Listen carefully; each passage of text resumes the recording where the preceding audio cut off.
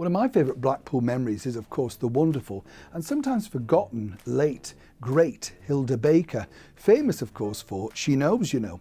She sort of got to the top of the tree by appearing for a guy called Jack Taylor, who was another Blackpool impresario, and he put her on for a summer season at the South Pier. This was normally home to, of course, the wonderful Dave Morris.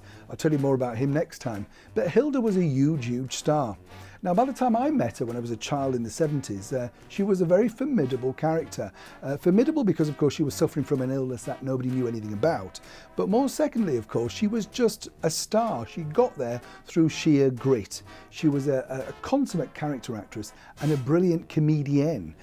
But what I remember about her was the fact that she was very, very annoyed if you didn't claim or give her the star status that she thought she deserved. And apparently the story goes that she climbed up at the top of the canopy of the Grand Theatre with a ladder to measure whether her name was the big size or smaller than her co-star Jimmy Jewel.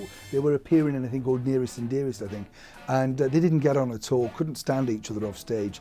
But Hylda said that she had to have a name slightly bigger than Jimmy's, and so she was checking.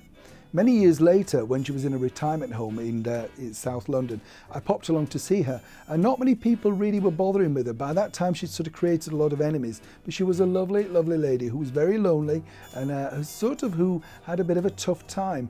Sadly, when she died, apparently only about 5 people attended her funeral.